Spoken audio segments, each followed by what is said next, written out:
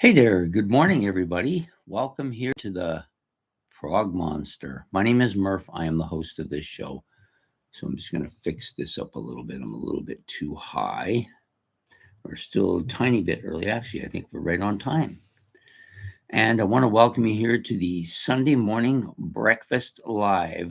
This is a rock video, I guess, if you want to call it that. And this week we are doing the year 1969. I do have a feeling I have done this somewhere before. It felt very familiar when I was collecting this stuff up.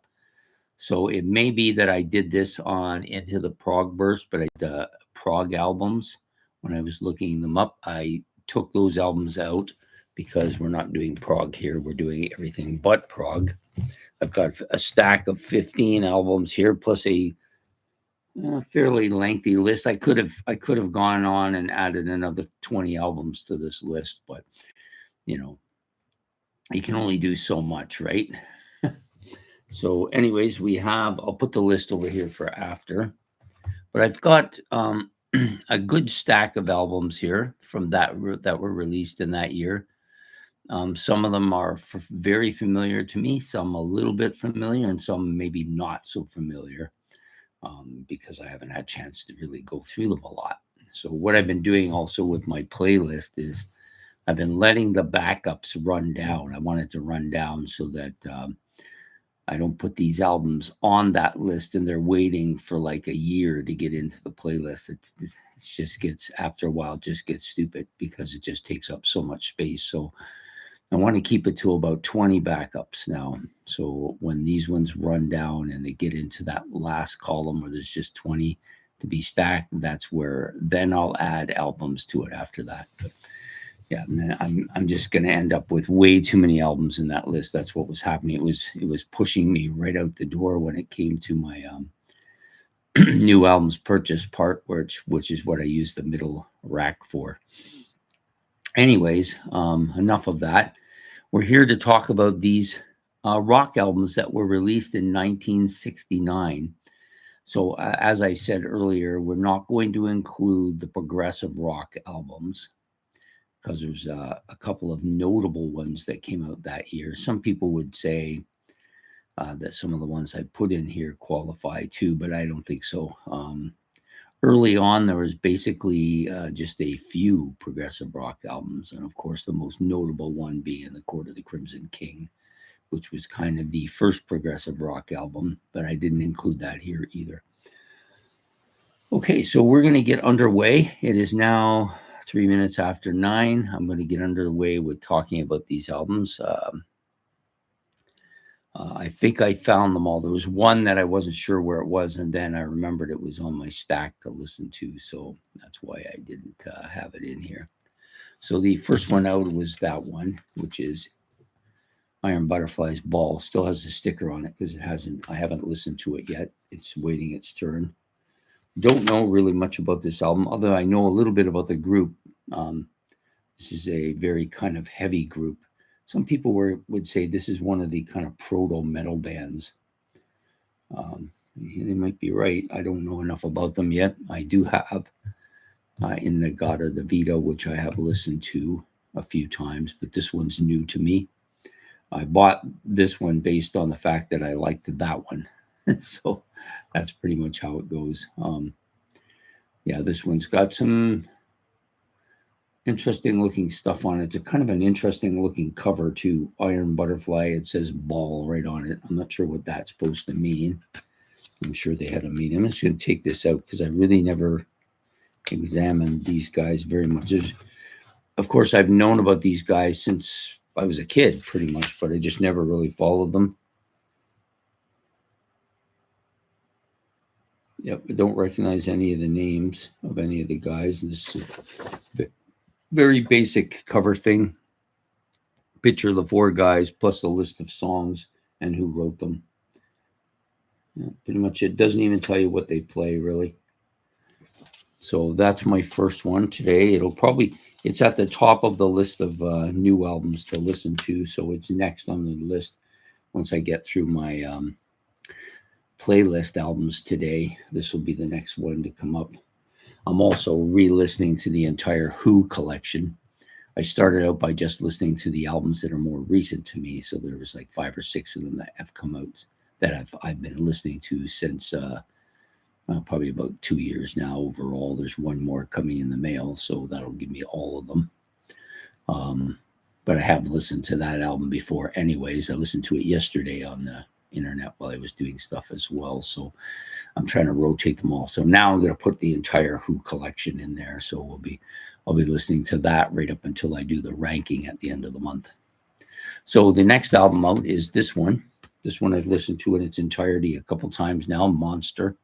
This is a bit heavier than I would have thought for these guys. It's a kind of a, it's got some psychedelic elements to it too, which I didn't know they were into as well. But yeah, pretty decently heavy album. It's taken some getting used to, but I think eventually I will like this album quite a bit. So Steppenwolf's Monster. Actually, I think rather than pile them there, I'm going to pile them here. It's just easier. Next one out is a very well-known album to me. This is Let It Bleed from the Stones. Interesting cover, eh? Definitely. The big tracks on here, Midnight Rambler, Give Me Shelter. You always get what you want. Yeah, those, these, of course, the title track too, Let It Bleed. So these are the big tracks on this album. The Stones always have 2 or 3 monster hits on every one of their albums, pretty much, at least the early on albums.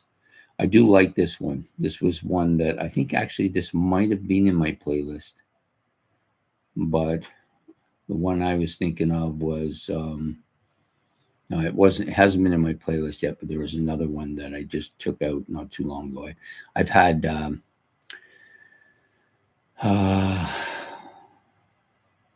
Buttons album. What's that called? I can't think of it. Anyways, I've had that one. I've had of course I've had Some Girls in there. I've had Goat's Head Soup. I've had that one in there. So I've had a few in. This one is probably high on the list to go in there now too, although I'm fairly familiar with some of the tracks on here. So it's an excellent album, one of the Stones' better albums, I think, and definitely deserves to be mentioned here from albums from 1969. Now we've got this one from the Beatles, although I apologize that the cover is gone. This is Abbey Road. I got this somewhere from somebody, and they gave it to me. I think it was at a yard sale, to be honest, and it's not in the best of shape, so I probably will eventually buy another copy of it, but it didn't have the cover on it, the famous cover. They had that nailed to their wall. So there you go. That's the Beatles. Oh, I didn't even talk about this album. So the Beatles, this is their 1969 album. Fantastic album. Arguably their best. Not my favorite, but I think it's probably considered their best album, or at least in that breath from the top. It's got a lot of well-known songs on here. Come Together. Here Comes the Sun. Yeah, those are probably the 2 big well-known tracks on here, but there's also a lot of really really strong songs on this album from them. Maxwell's Silver Hammer, Octopus's Garden, which was also kind of famous as well. I Want You, She's So Heavy. You Never Give Me Your Money. The Sun King is on here. Mean Mr. Mustard. Golden Slumber, Carry That Weight, The End. Yeah, there's just like the album is a very strong Beatles album. Some might say it's a little on the progressive nature side. I didn't include it in that because I don't really think of the Beatles as progressive rock, although they do have some elements of that in their music for sure. Okay, the next album might be a little controversial. Some people may see this as a progressive rock album. I do not. This to me is This one to me is kind of pre progressive rock for them. I don't really see it that way. There are some longer tracks on here, which would probably lend people to think that this is more of a progressive album. Survival, of course. Yesterday and ICU, Harold Land, Every Little Thing. Yeah, so definitely some longer tracks, which wasn't really common of rock back then. So you've got some movement towards progressive rock, but I don't think they're over the line just yet at this point. But still, very strong album. I'm not a big fan of this album. I do like some of the stuff here. Sweetness, I like. Survival, I like. Yesterday and Today, I like. Those are the big ones for me on the album. The rest, kind of not too memorable. But it's the Yes's debut album and considered a very good album at the same time. Next up, this one I almost missed. I just didn't know that this was, I thought this was later than the 69 year. You really can't believe everything you read on the internet.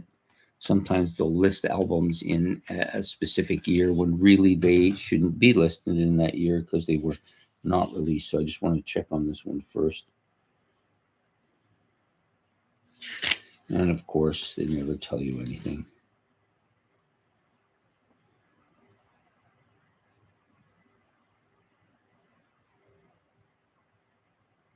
I guess it is. I'm going to go with it as being a 69 album. I think it is. Just came flying out here. So we'll talk about it. This is the Doors' Soft Parade. Good album. I think it's a little bit different than some of their other albums. It took a little bit of heat when it first came out. Generally from their fans more than anybody because they liked a certain sound. This one they thought didn't really have that. But to me, this has some of their classics. Tell All the People, Touch Me, Babe.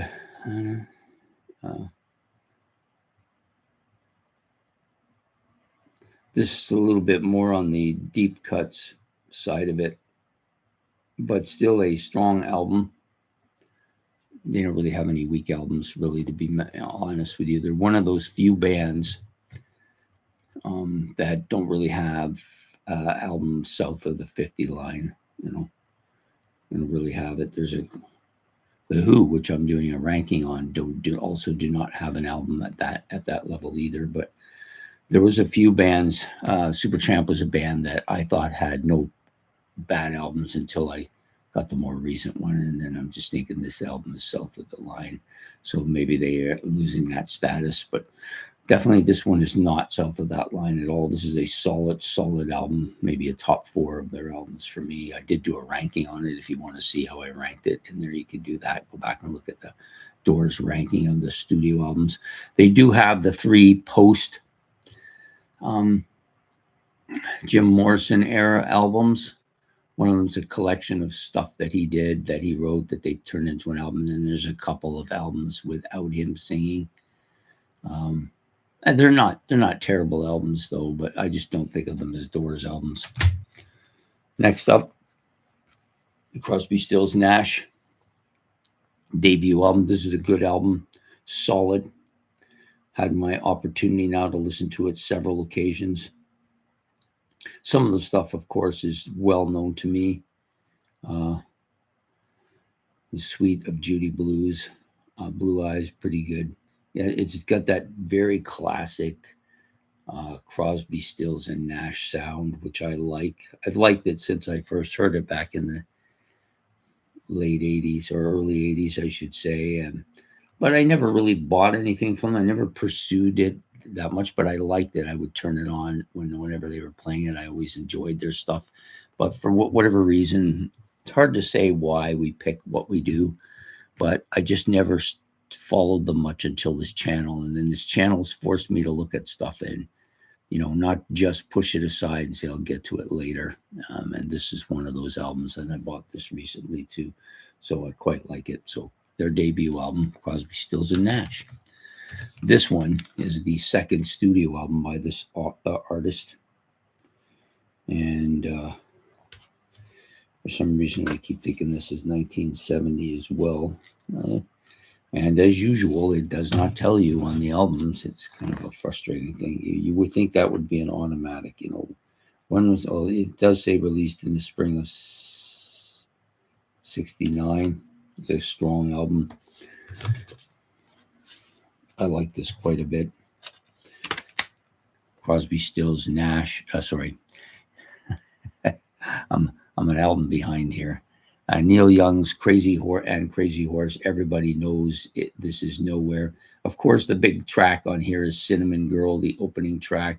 One of my favorite Neil Young songs. Has been since I first heard it. I loved it right away. The rest of the stuff is good too. Down by the River, another great tune.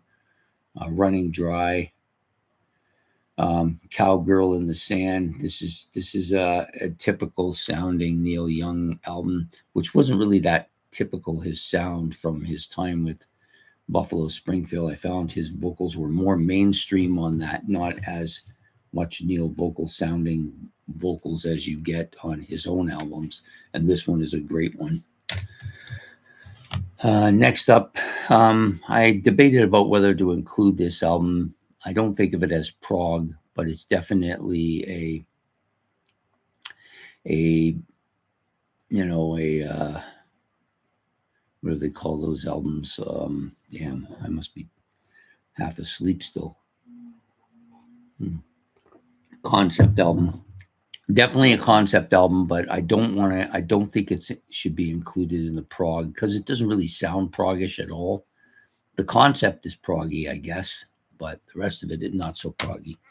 So this is Tommy from The Who, one of the great and legendary albums. Probably in 1969, this was one of the biggest albums of that year for sure. It's got 24 tracks on it. I always think of this as a one-song album with a bunch of suites. That's really what it is. You can't really, I know they pull songs out of it. They'll pull things like Pinball Wizard, of course. That's the automatic that they pull out. But there's other stuff. The Acid Queen.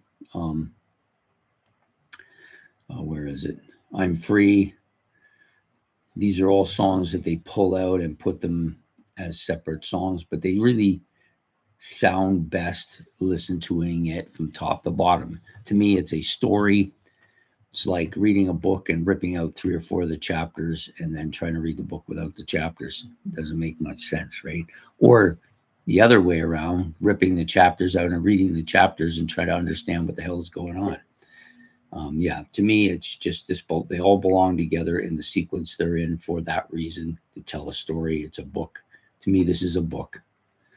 And it's not just a book. It's a great book. So The Who's Tommy from 1969 as well. Now, this one here, I like this a lot. Much more than I thought I was going to like it. This is Chicago Transit Authority, the Chicago's first album before they dropped the Transit Authority to avoid lawsuits. But really strong album. Lots of good stuff on here. Guitar is fantastic. Maybe the best guitar album.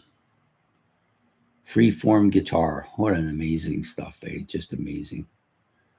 Yeah, this is a classic album with lots of heavy stuff on it and different stuff too. I wouldn't call this proggy at all either. It's just really good. Chicago Transit Authority, their debut album. Next up, this is a band that I discovered from this album. Didn't think I would like them, but then when I was doing the 31 favorite psychedelic albums, which was a series I ran a few months back. I think it was probably in December. I think it was maybe December or November. I can't remember. But this was one of the albums I started looking for. I had enough bands that I wanted to do the series, but I had a few that I wanted to explore, and this gave me every opportunity to do it. We're talking about the Velvet Underground here. I believe this is their debut album. Or maybe this is not their debut album. It's a self-titled album for sure. I don't know if it's their debut. Anybody out there want to tell me? Some really good stuff on here, though. The song titles don't match what I heard, so I'm not able to put the two together yet, but I definitely think this is a strong album. Much better than I had originally thought. I didn't think much of these guys early on. I thought, I didn't want to listen to that. And then once I started listening to it, I thought, this is really good. So the Velvet Underground, self-titled album. Next up, another band who many would say are definitely a progressive rock band, one of maybe the progressive rock band or one of the progressive rock bands, but this album is definitely not progressive at all. And we're talking about Genesis, from Genesis to Revelations, their debut album, not progressive at all, doesn't really even sound like Genesis, that other than Peter Gabriel's vocals. The rest of it, I don't think it's a bad album. It's a pop, to me, it's a pop album with some interesting, even somewhat psychedelic elements at times too. But generally speaking, this is a pop album from a legendary band. Their first album, you do have Mike Rutherford on here, Anthony Phillips, Tony Banks, John Silver, and Chris Stewart doing some of the drum stuff as well. And then, of course, Peter Gabriel on vocals and flute as well. So very, to me, very poppy. Not an album I associate much with Genesis. Do I dislike it? No, I don't dislike this album. I think it's passable. Just doesn't sound like Genesis, but it's still a decent album. Now we're going to get to these last three. We'll do this one first, actually, because I already did one by this band. I'm doing the Beatles' Yellow Submarine, a weaker sister to the Abbey Road one. This one is a kind of a sound recording, I guess, or a musical score for a movie. But it has some decent stuff here. It definitely has Yellow Submarine and All You Need Is Love is both on here. I think you can find those on other albums as well. And then it's kind of a soundtrack for the movie. You got Sea of Time, Sea of Holes, Sea of Monsters, March of the Meanies, Pepperland Laid Waste, and Yellow Submarine in Pepperland. So, yeah, basically this is the Beatles' trip to Pepperland. It's a cartoon, very cartoonish looking, almost psychedelic at times. This has a little bit of a psychedelic flavor to it too. It's a good album. I just don't think it's a great album. It's probably their weakest album, but it does have some decent stuff on it. So the Beatles, Yellow Submarine. And then I say to me, arguably the two best albums of that year, both from the same band. You know where I'm going with this. This is Led Zeppelin's debut album, released back in, of course, 1969. This is to me, a hard, heavy blues rock band album with a couple of kind of commercial tracks on it, with Good Times, Bad Times, and Communication Breakdown. Both, especially Communication Breakdown, really kind of commercial sounding, but the rest of the stuff is pretty heavy, really heavy blues, Dazed and Confused. Your Time Is Gonna Come, another heavy song.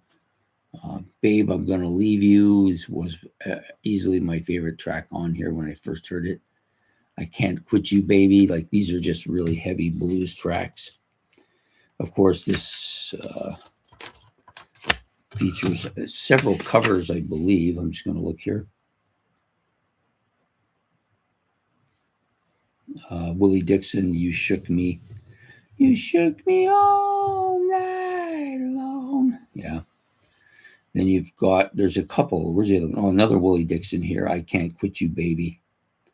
Yeah, so there's a couple covers here.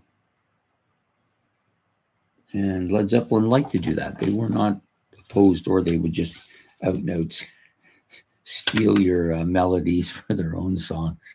They've done that a few times too. But still, a legendary band. This is a really good album. I don't know if it's as good as the second one we're going to talk about, which is Led Zeppelin 2. This is a much stronger album, starting to really get away from the blues elements a little bit. not overly, but still, there are still some bluesy stuff on here. Bring It On Home, very bluesy. Ramble On, I think, has a bluesy element to it. Lemon Song, a little bit of a bluesy element. But the other songs, What Is or What It Should Never Be, that's also kind of bluesy. But you got A Whole Lot of Love, which was taken from a bluesy song by Muddy Waters and made into their own, but really one of the first really heavy songs. Heartbreaker and Living Loving Maid combo, fantastic. Thank You is a great song. Um, to me, the Lemon Song and Ramble On are the two best on here. Some people really like Moby Dick. I'm not a big fan of drum solos, but unless it's Neil Peart, other than that, I don't, because this is more musicality to it than just drumming, where the rest of them is just a drum solo. And I don't mind the odd drum solo, but I've never really been a big fan of them overall. I'd rather just have another song. I'll Bring It On Home. This is probably my favorite track on the album now, but it took many years to get there. But early on, Ramble On and The Lemon Song were the two big ones for me after I got over my Whole Lot of Love enthusiasm. But this is maybe the best album of 1969. I don't know. Definitely up there. So that's the stack that I have. Those are the albums that I own. Plus, I own probably another stack, maybe a 15 of the progressive rock albums that, or albums that I think of as more progressive from that era as well. Also, sorry, this is not the right book. This is the right book, smaller. So I have a list of albums that I think if I owned, we would be talking about them today. So we're going to talk about them anyways. Joni Mitchell's Clouds. This is an album I've long wanted. There's a lot of Joni Mitchell stuff that I'd like to have. I've been putting off getting it mostly because hey, good morning, Stephen. Welcome to the show. I've kind of been putting off getting them because I was thinking I might try to get them all in one box set at once. I've always liked her voice. I'm kind of a fan of folk music. I like some of the stuff she's put out as well. And this one is definitely one I would like to get. Then you've got the Kinks' Arthur, which some say it precedes the Tommy by the Who as the first kind of, what do they call it? I forgot it. I said it earlier. And now concept album as the first concept album. I don't know, maybe it wasn't as big as Tommy, obviously, but still a good one. MC5, Kick Out the Jams is a heavy, kind of punky album. It's really good, like a forerunner to punk music, I guess. Neil Young's Debut, which I think a pretty strong album. I'd like to have that for sure. Elton John's Empty Sky, that's another album I would love to have. Of course, the first three Deep Purples that I do not own. This one released in '69, self-titled album. Decent, very decent album, I think. Jefferson Airplane's Volunteers, Quicksilver Messenger, Happy Trails. These are psychedelic albums that I would love to have as well. Alice Cooper's Pretty for You, Shocking Blue, At Home, The Fifth Dimension, Age of Aquarius. I don't know. There's just something about that song that I liked. I'm not really sure what it is, though. I've been interested in getting into Boss Skaggs, and this is the year that he did his self-titled album. I assume it's his debut album, but I could be wrong.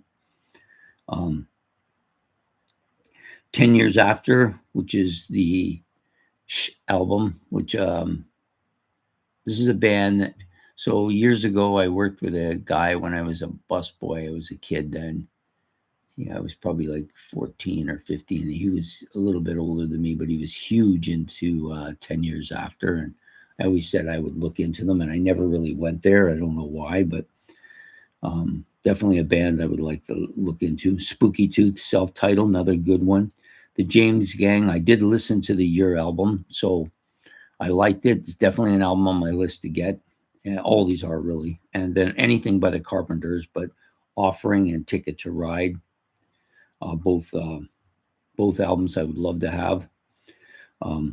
You got the Guess Who also have two that year, Canned Heat and Wheatfield Soul. Both of them I've listened to before. Like them both. Definitely want to get them. 13th Floor Elevators, Bull of the Woods. I like these guys. I do have one album by them. I believe it's a live album that I have by them, and some of the songs from this album are on it. So really strong album. I thought I had this album, but I had a different one from them, and it's a CCR Bayou Country. I would like to get all of their stuff. I really like them quite a bit. And then Bowie's Space Oddity, or originally it was his debut album, but when they added the earlier album by him, they changed that to the debut album. So Bowie's Space Oddity. That's kind of the last of the albums. This year is proliferated with albums, man. We could literally talk for hours about the albums out there. I only made a shorter list of stuff I would like to have. There's like could easily turn that onto another 20 albums for sure. Some of them I just got tired of writing, and it was getting too close to the show, and I had to start getting stuff ready. So I just kind of said, you know what? Other people can bring them up if they want. That's what it's all for. There's lots of stuff out there that you could add here. Some people will, of course, ignore the progressive rock element and add them to it as well. But that's okay. It's the way they see it is the way they see it, right? I'm pretty sure I did some video of this sort, but it may have been on the progressive rock element from 1969, because that was kind of the birth of progressive rock. Many would feel In the Court of the Crimson King being the first progressive rock, full-on progressive rock album. I'm sure some of the stuff that came out a little bit earlier was, might be proto-prog, if you want to call it. Means it's got those elements, but isn't full-on prog yet. And the bands definitely don't think of themselves that way. But there's lots. This era from 67 or 66, I guess, through to the end of the 60s, very experimental time period for prog music, and for all kinds of music. Lots of genres being born in that time period, including the concept album, and just overall the rock music kind of switched from the singles to the prog, from the singles to the album concept, which has proliferated us through the 70s and into the 80s. But that was kind of the birth of that album time period as well. You got psychedelic music started to come into existence, progressive rock, heavy metal, hard rock, all these other genres of music started bursting forth from all angles and every direction. And just kind of like a tree of life with one stem that just mushrooms out into multiple stems. That's the way I look at it. So that stuff that came out in the 1950s, that rock and roll and rockabilly that was common to that time period, started to change as you got into the 60s. You got pop. Everybody was doing that pop, that Beatles sound. And then around the mid 60s, 65, 66, it just started going all over the place. Yeah, I agree with you. I think that's the golden years. Once it got into the 80s, although there's still a lot of really good music coming out in the 80s, but there was also a lot of crap coming out in the 80s, and music started to explode in directions I didn't really want it to. By the 90s, though, that the industry was starting to really die as you got into the grunge movement took over and suppressed a lot of other musics, and the age of the I don't even know what you call that music, because they don't usually call it the dance music. Dance music started taking over, and vocal music and that side of the coin, which I never listened to There's a couple of artists over there that I will, but other than that, I don't bother. The stuff started taking over, rap, dance, all that kind of stuff, right? So the music is pretty much dominated, at least on the commercial and mainstream part of it. That stuff dominates, but there's always the ground root stuff that still exists. I think there's probably more prog music now than there it has ever been. There's lots of bands doing prog. There's lots of bands doing metal. These are two big genres of music, and all kinds of different types of prog and all kinds of different types of metal, and even psychedelia has made a comeback too. So all this stuff still exists. Yes, you're right. All the rock bands changed in the 80s. Very few of them stayed true to their original sound. They all wanted to be relevant. And by the 1980s, if you weren't making hits and weren't commercial sounding, you weren't going anywhere. Nobody was listening. Everybody just wanted that pop stuff, right? It was just the age of pop and new wave, I guess, in the 80s.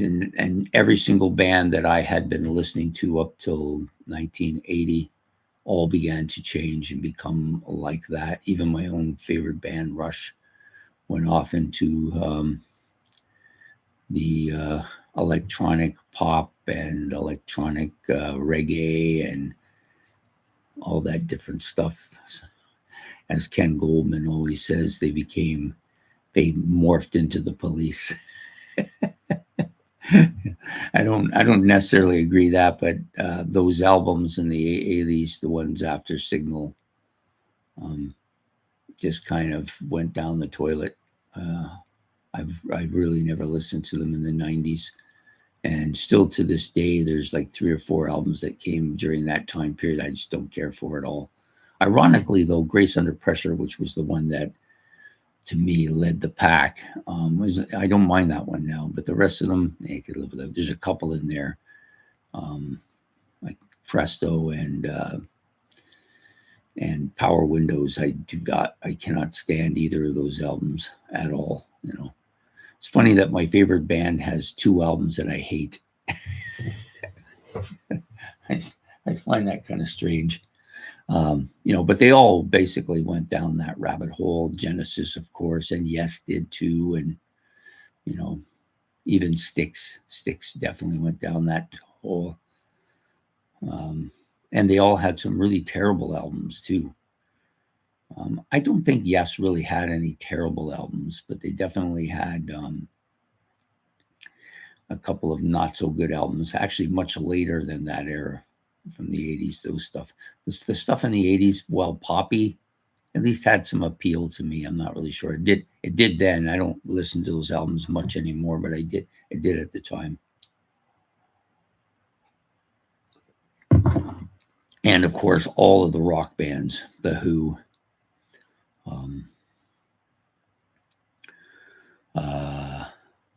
Zeppelin was gone by then, probably in actual fact, it's probably good that Zeppelin was gone then, because I would hate to see what they would have become like in the 80s, because you knew that you could already see they were beginning to change, and they would have made themselves relevant. Makes you would have had maybe a Hall and Oates version of the Led Zeppelin album. Yeah, Queen, Aerosmith, of course. These are 2 of the worst bands for doing that. Aerosmith went all ballady, and Queen went all kinds of things. But Queen was always like that. Queen was always very inventive. They always tried every genre under the sun. And that goes right back to the beginning. They were hard rock and metal almost, and they went through their period of prog rock, and then there was some jazz fusion stuff going on in there too. And then of course they went all kind of poppy and disco-y and all kinds of stuff, and funky, and one of the worst bands for doing that, I think. When I think of bands that sold out for that realm of music, they are right there near at the top. And I still kind of I guess I kind of still resent that they did that.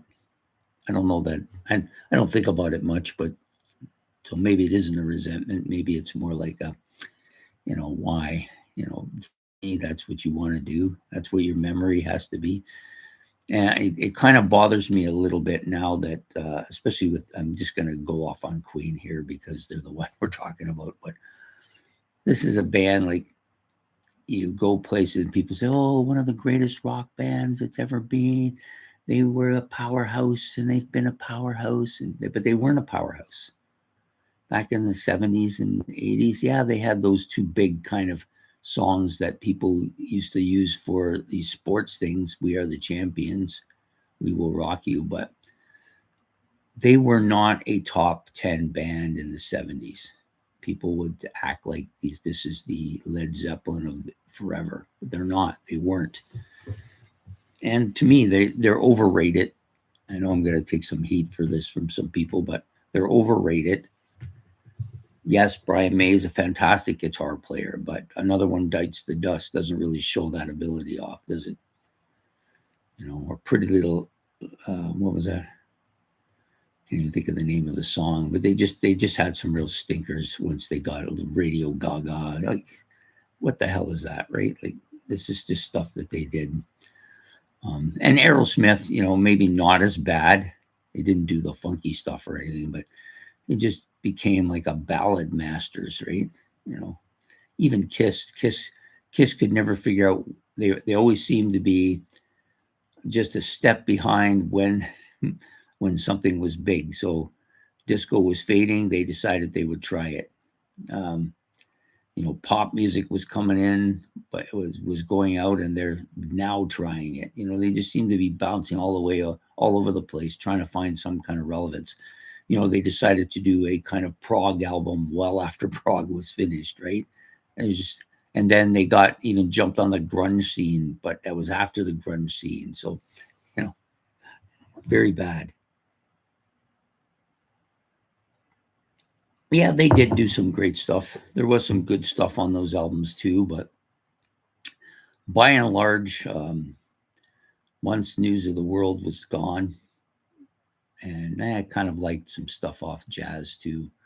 But once those two are done, I can't tell you a thing other than the another one bites the dust, Radio Gaga, and there's a couple of other songs in there. Those are the only ones I know by them. Aerosmith, I do like Get a Grip. I think that's a pretty decent album. Some of the other stuff, there's some stuff on some of the other albums I don't mind as well, but the ballads I could do without. At least I don't mind a ballad from a band on occasion, but not when half your album is ballads. Sorry, you just lose me there.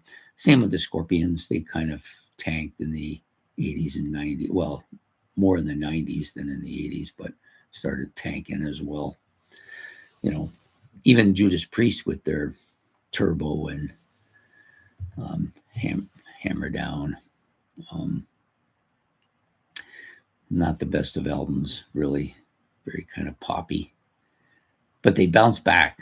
That was the good thing about Judas Priest. They bounced back with arguably one of their best albums ever with Painkiller, right? It's an absolutely killer album. And maybe their heaviest too.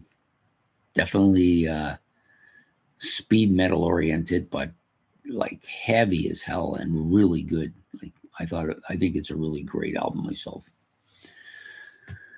Yeah, and you got, of course, Genesis. When Genesis was starting in the 80s, they kind of went from prog to pop, but the pop wasn't terrible. Those first two or three albums, Duke, Genesis, self-titled, and Abacab, had some good stuff on them. There was some bitey stuff to that. But as they went along, they started sounding more and more like Phil Collins solo stuff. And even though I don't mind Phil Collins solo stuff to a point, I didn't really want it on my Genesis albums. Peter Gabriel, another guy, I loved him, but he became a little bit more mainstream in the 80s, although he did produce a couple of fantastic albums in the 80s. So I will have to say that. Got to give you due. There was, like I said, some really fantastic stuff in the 80s. but there was probably a lot more crap than there was fantastic stuff. But those to me are the great albums of '69. There are a ton of them. That was kind of the last year for me where I kind of wasn't looking for prog. I guess that's the best way to put it. I wasn't really looking for much in the way of prog in the '60s, but it had some great stuff, and there was like all kinds of stuff going off all over the place, which I think is important to have. I think music should evolve, and I think it did through the '70s and a little bit into the '80s, and then the record labels were insistent on hits only because they wanted to sell money. They wanted to make money to the mainstream, and so kind of forced some of these bands down that hole. But also, I think there's quite a few bands just went into the hole because they saw a chance to make a ton of money. That's what it's about, right? Can't blame them for that. I don't blame them for that. They're out there to make a living, or more than a living. But there comes a point where has to be some musical integrity as well, and there just wasn't. Other than King Crimson, everybody else kind of went down the rabbit hole. Even Gentle Giant tried to go that way and just didn't really pan out for them, so they just packed it in. And I'm actually glad they did, because I wouldn't have wanted the Hall & Oates sounding Gentle Giant. That wouldn't have been good for music or me, really. Even one of my favorite hard rock bands was Triumph. I loved their '70s stuff. Even going into the '80s, they weren't too bad, but they just got more and more commercial as it went along. Just the way it is, right? Yeah. But you can still, even now, even though that was going on in the '80s, some of the best progressive rock bands were actually birthing in the '80s. IQ, which I think is one of the best progressive rock bands. Solstice, another great band. Some of the other ones, Pendragon Palace, were decent. And of course, Marillion, which was fantastic early on, not so great now. And it isn't that they're not great. I should take that back. I don't think Marillion's music is bad. It's just not in my wheelhouse. I just don't want to listen to it at all. Despite the guy having a great voice, the music itself just, to me, just is unmemorable. So I don't really listen to them. I know I'm going to take some heat for them, but I have 2 or 3 of the albums from that era, and not one of them does a single thing for me when I play it. And I've tried. I have tried. Eventually, I'm going to have to do a Marillion ranking, and I'm just not sure if I should wait until maybe that stuff does take off for me, or maybe I should just rank the first 4 and leave it at that. I may just do that. I don't know. Even the Rolling Stones in the '70s kind of went down that rabbit hole. Not that they were always kind of a hit machine, kind of right along the edge of mainstream commercial sounding, but they was good mainstream commercial sounding, and they did have some raw elements to their music. But it just started once they got past Start Me Up, which was a decent enough album. There was a couple of decent tracks on there, but once they got past that, it just completely went down the rabbit hole for me anyways. So I didn't really listen to them until recently. I do like the new album, or the most recent album, Hack Me Diamonds, which I think is good. Now, I have heard they're going to release another studio album this year. And who would have thought 62 years later the Rolling Stones would still be making albums? I wouldn't have picked that. I thought they were too old when they came out with Emotional Rescue, and that's 45 years ago. I thought, oh, these old guys are still making albums. How many more years are they going to do? Who would have thought they'd still be doing it 40 years later? I would not have expected, when I was younger, I thought once you guys get into their 30s and 40s, they're going to find something else to do with their life and they're going to move on and new people will come up as it always has been. But some of these legacy bands are still they're in their 80s and they're still hanging in there, still doing stuff. Is it for the love of the music? And the big thing now, I think, too, is that a lot of these bands that have kind of went down that rabbit hole in the 80s became much more commercial sound and I kind of turned the corner and are going back to more of what they were like back in that time period. One of the bands that comes to mind is Uriah Heep. Some of their best stuff has come out on their more recent albums. They're the one that I have, Chaos in Color. I think that's their best album. I really do. I think it is their best album of all time. And it's coming out much later than what they did in the 70s for sure. And there's other bands like that too. Deep Purple has had some excellent stuff over their last 5 or 6 years. I think that is just like as good as anything they've ever done. That happens.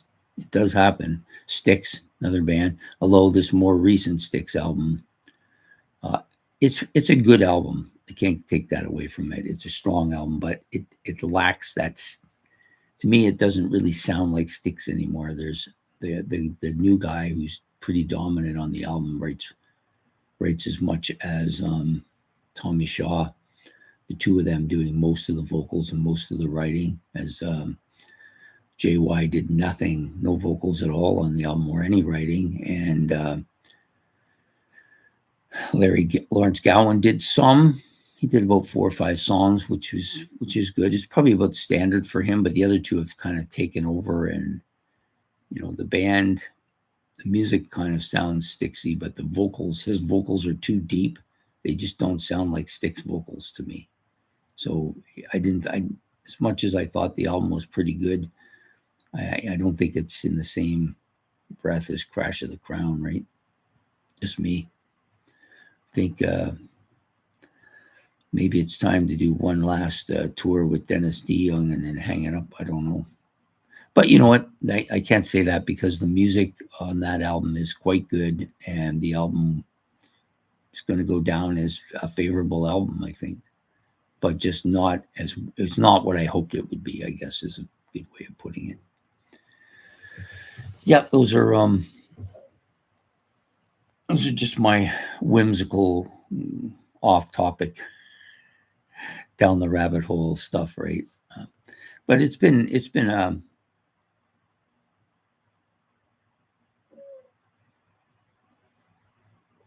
yeah, I think that's pretty standard.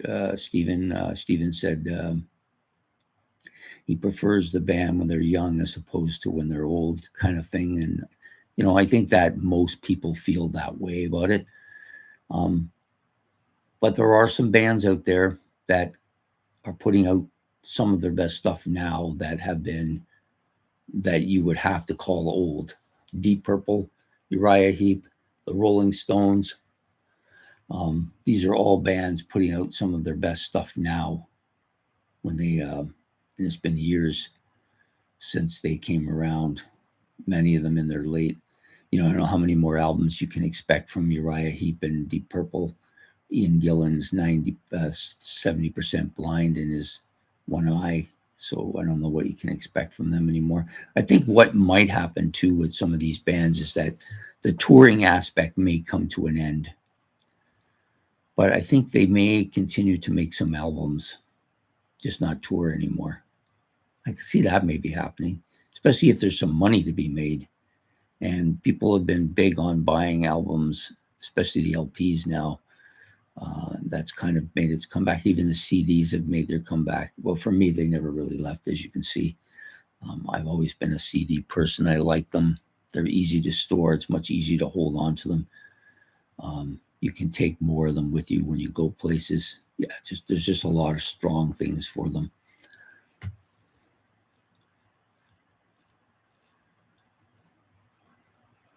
Yeah, usually the first first half decade or 6 or 7 years of a band's career is usually they usually go up the ladder and peak, and some of them stay there for a bit and then come down, or they peak and then come down right away. But usually there's a period where they're at their peak, and then it's just nostalgic after that, right? But and even these albums, like from Styx and Uriah Heep and Judas Priest and Deep Purple, and um, those are the ones that come to mind. The Rolling Stones. These albums are all really good. Their later stuff, even the Who's last album was really good too. So they're all really good stuff, but nobody pays attention anymore because they shut them off. Oh yeah, you guys are done. Just pack it in. I don't want to hear from you no more. But it's not true. They're not done, and I'm here to tell you they're not done. Some of them are still as good or better than they've ever been, but we just don't give them that credit, so they don't get. And of course, they don't play these albums on the radio anymore. Unless it's if you put Styx on the radio, unless it's Come Sail Away or something that's big, that's in that same like um, Blue Collar Man or something like that, they will not play. I remember one time I happened to be driving somewhere and somebody was playing a rock radio because they thought that I would like it, and they were talking about the new Styx album, Crash of the Crown. They went on for about 5 or 6 minutes, and then what did they do? They played Come Sail Away, and that's just the way it is. If people ask me what's your favorite this album or favorite that album, and if I say Uriah Heep and my favorite album is Chaos in Color, they go, "What the hell is that?" If they even know who they are.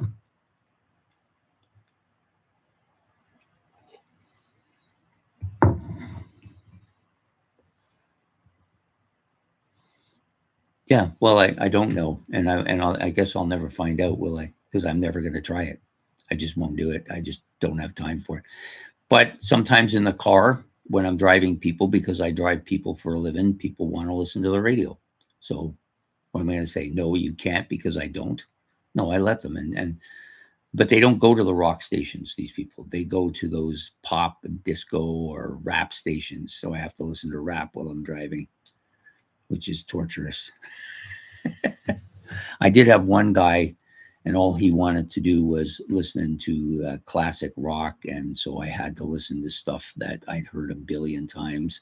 I don't know if that was worse, that or the rap, and I can't really make up my mind. And now Rush will put out a new album. I'm almost certain of this now. It will likely come out sometime in 2027. They've been talking about it now since they decided to go back on tour with Annika Niles. And she's a great drummer. Don't get me wrong. I've heard her drumming. Fantastic drummer. I'm wondering if she can do the percussion part though. They haven't talked about that. Maybe they'll hire a percussionist. I don't know. Well, you're saying like that, like it's an absolute, Grandizer. It's not an absolute. There's no absolutes. We don't live in an absolute world, although you wouldn't know it based on what you see out there. Sometimes people will put that rock stations on, but I haven't heard anything from any of the rock stations. One guy, I took him out and we were listening to Ozzy's Boneyard because he was a metal fan. And there wasn't anything that came on there that I didn't think of as a radio song. I never heard any deep cuts. I never heard Suicide Solution, or I never heard Riding on the Wind or anything like that. It was always the hits. It's always the hits. And I don't mind that, but it's not that I dislike the hits. I just don't want to hear them constantly. I don't want to hear the same song. Like there was one day I had to take this guy back and forth for the entire week somewhere, and we kept playing the same radio station while we were driving. And the entire time, every single day, I heard one song from one particular band every single day for like a week. They couldn't pick one other song from that band. They had to keep playing that same song over again.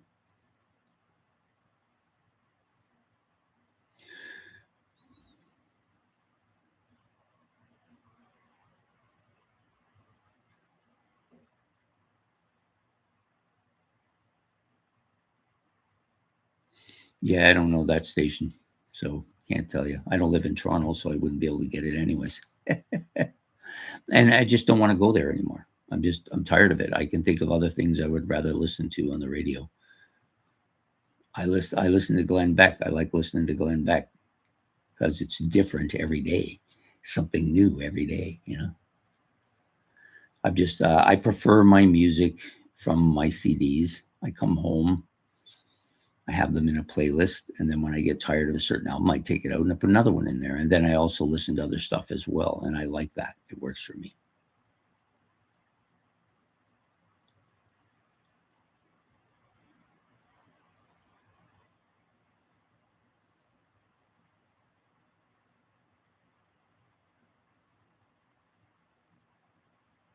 Yeah, no, I just don't care for the radio. I'm not saying that you might be right. There might be some radio stations that play a variety of new stuff and all that. I have a friend, she plays it's a radio station that plays nothing but new stuff.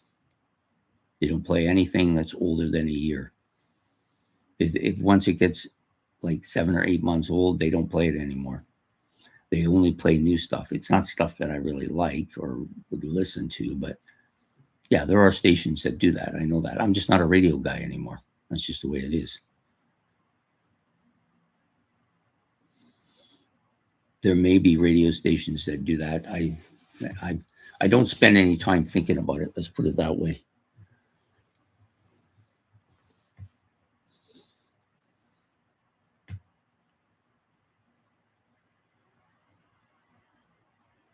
Well, that's good.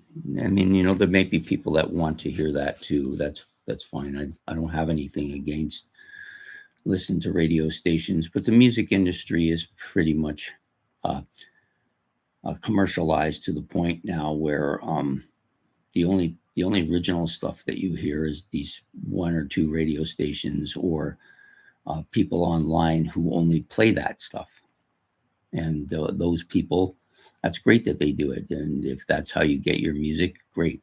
It's just not how I get mine. I like if I hear somebody talk about a band that and they describe that band in a way that sits in my wheelhouse, I will go online, find that album, and listen to it. And if I like it, I'll go and buy it. That's the way it is for me.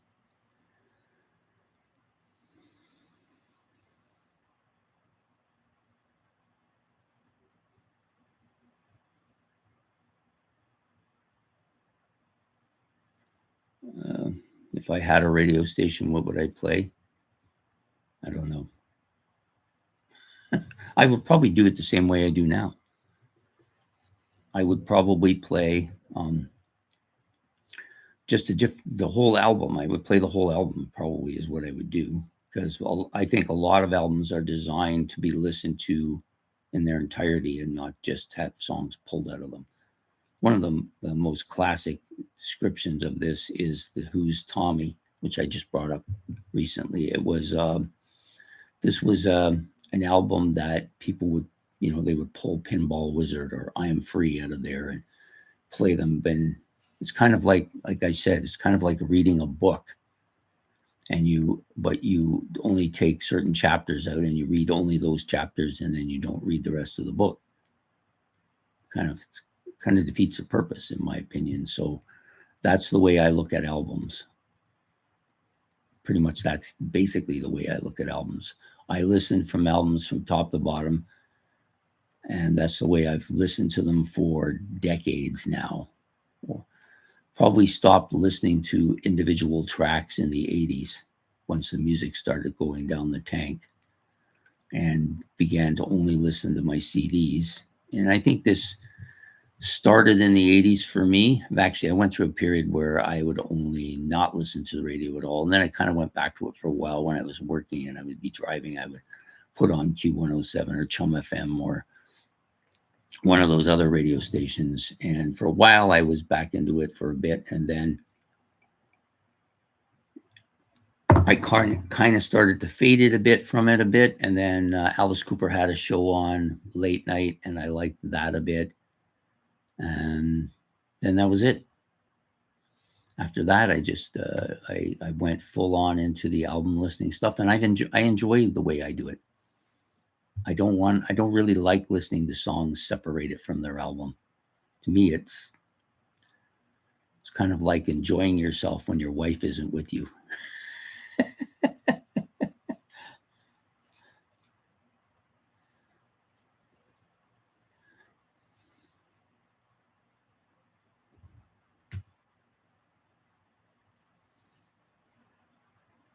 Yeah, I'm sure there is, but in the amount of time it would take me to find that channel and put it on.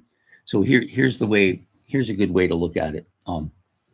I could find maybe the channel you're talking about that plays progressive rock and plays them in the way I like them, but I might have to wait a week or two to hear an album I want, when I can just go to my stereo and put that album on and listen to it right now.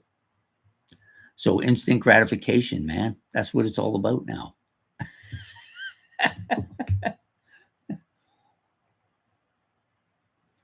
So So basically, what I'm saying is I can listen to a radio station give me music, or I can just go play my own music. You tell me which one. Do I let somebody else decide what I listen to, or do I listen to what I want to listen to? And for me, personally, I think radio stations had their point in history that was good, because back before the internet took place, that was the only way you could hear new music. That was it. That was the way you discovered a band, by putting the radio on, going, "Who the hell is that?" And then they would tell you at the end who it was, and then you could go buy the album. And that's what was great, because sometimes you didn't even know about these albums till they were already on the rack. For Christ's sake, for now on the internet, I spend a large pound of my time looking through stuff that people have recommended to see if that's stuff that suits me. And then I can go and listen to that, which is what I'd rather do.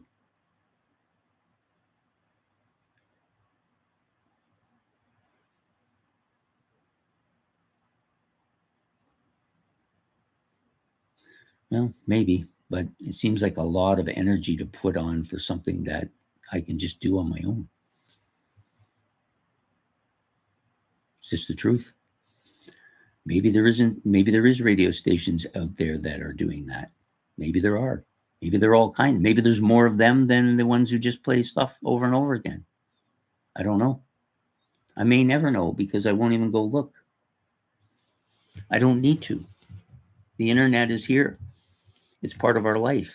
I can look up any album I want to look up and play it. And then if I like it, I can go get it, which is the way I prefer my music. It's as simple as that. I hear an album on the internet, I said, I really like that. So then I go and I buy it, and then I play it as long as I want. And when I don't want to listen to it anymore, I don't play it anymore.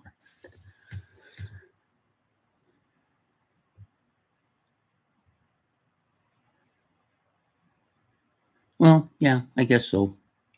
People can get their variety however they want. If the radio works for you and you enjoy the fact that they put stuff out there randomly and they play what you want them to play, or you hear stuff that is new to you and you enjoy it, great. I just don't do that. That's just not my thing.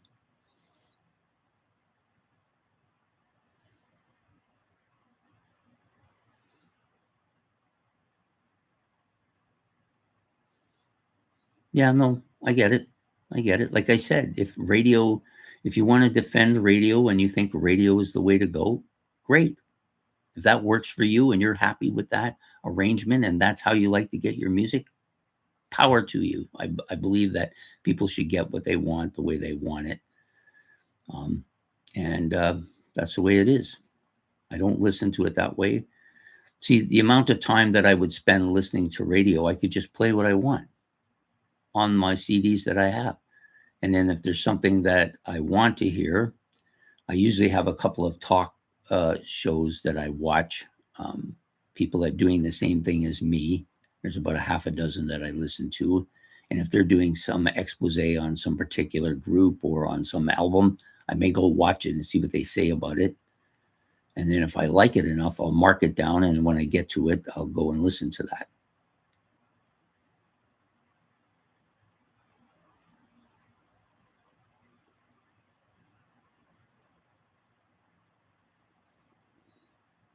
Yeah, that's fine. I get it. But if you're trying to sell me on radio, you're barking up the wrong tree. I'm just not going to go that way. I've done that. It's been 30 some years since I did that regularly. I'm not saying it doesn't happen still. We have a playlist at work in the showroom, and every once in a while, I think it's happened maybe twice since I've been there, they'll put a different playlist on, and I'm like almost shocked out of my lethargy and hear, wow, that's something they've played before.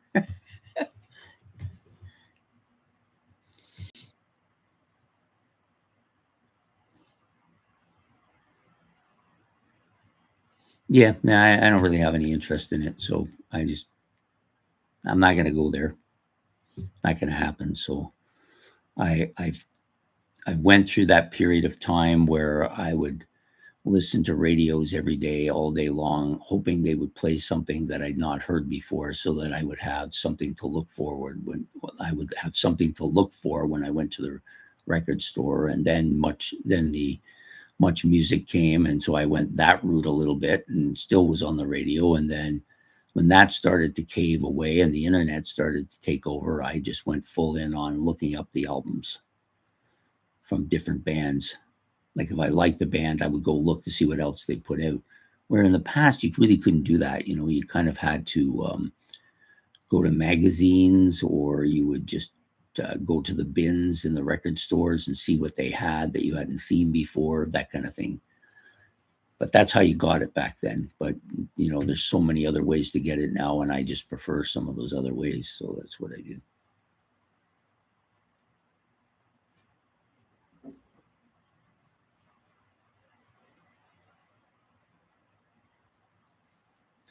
Well, maybe it's incorrect, might be, but it's been my experience. It hasn't changed all that much. There may be the odd radio station out there that plays new stuff all the time. There might be. I'm not saying that's not true, but on the whole, I still think that most of the radio stations only play the hits. That's just the way it is.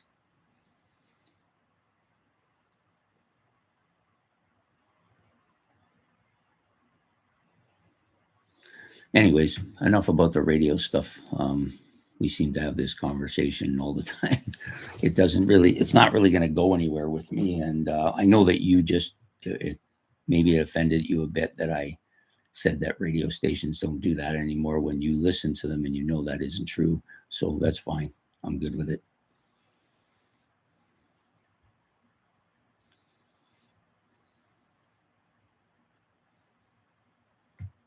Yeah, that's fine. I have the stuff I like, but I'm always looking for new stuff. There's always new bands out there. I used to be closed-minded about that particular aspect. That's more of a problem than whether I listen to the radio or not, or whether I listen to much music or not. I don't think much music exists anymore. I think they went off the air this year. I think that's what happened. But there are bands out there that I would, 10 years ago, or even as little as 5 years ago, I would only listen to bands I knew. And most of those bands I discovered in the 70s. So there might have been, just for an argument's sake, I'll say 50. And I would only listen to those 50 bands. And I didn't want to listen to anything they put out more recently because I figured it was just crap. But I've become more open minded about that. And now I'm at the point where there just is way too much music to absorb. There's probably more albums coming out now in 2026 that are rock oriented albums than there has ever been in any other year. And for that, and I can say that since I started really divulging into this in, I'll say 24, 23, 24, probably 24 was the big year that I kind of made that big switch over. I can say that about every year after that. So in 24, I would say there was more albums than ever before. And then 25, there's more albums than ever before. And 26, there's even more albums than ever before. Now, last year was a special year. There was a horde of albums that came out. There's no way I could have gotten them all. So I just picked the ones that I like the best. Now it's kind of like just eating the creme brulee instead of eating your food.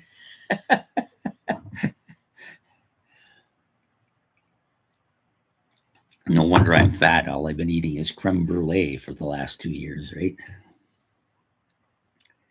Um, yeah, there's some really good stuff this year. This year is a bigger year than for me than any other year in my history because I now have two separate shows that I do, new prog albums and what's new. Kind of separated what's new because what I was getting is I was getting behind on some of the new stuff I wanted to listen to because I could only do the one show a week. So I would just do 50 shows a year, which I thought was plenty. I thought that'll get everything that's out there, but it didn't. So I split it in two, and now I'm discovering that the two shows might not be enough because there's so much new stuff all the time. It's especially on the regular rock side of it instead of just the prog stuff on stuff like this, doing this kind of thing. Um, there are so many strong albums in just the hard rock, heavy metal genre, and then some of the stuff that's I would call kind of different genres like southern rock stuff. So I listened to the Sheepdogs this couple of weeks ago when I did a video on them. I was amazed how good their stuff was. I was. I had heard of them, of course, because you hear about these bands and all these different channels, but there's only so much time a day to listen to stuff. So I, instead of randomly listening to stuff and hoping I get something new, I purposely choose to listen to certain stuff and listen to it in its entirety. Because then you get, instead of just listening to a song or two, and you might get a flavor for that band. Now I listen to the entire album so I can get the entire flavor of the band. Is it something that fits in my wheelhouse? And of course, my wheelhouse expands too. So my wheelhouse at one time was maybe more narrow, but it's now expanded out in different directions, more so in the psychedelic and southern rock expansion and heavy metal. All these genres have kind of blown up for me over the last year or two. And I think a lot of it has to do with the listening habits that I have.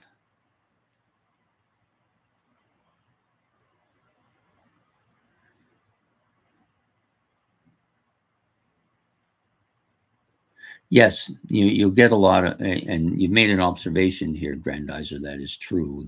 Um, that overseas has such an appetite for progressive rock and for hard rock and heavy metal. Um, and a lot of them want stuff to sound like that it did during that classic era in the early 70s. So you got bands out there that, a good example of this is Wobbler. Wobbler is a band that probably exemplifies what you're saying here. They play music that sounds like it came from the early 70s. And the reason it sounds like that is because they only use instruments that came out pre 1975. They've even said it themselves, like all the instruments they use, the drums, the guitars, the bass, the keyboards, all that stuff came from that time period. So of course if played, it's going to sound like that, right? And that's why I think they're a special band myself.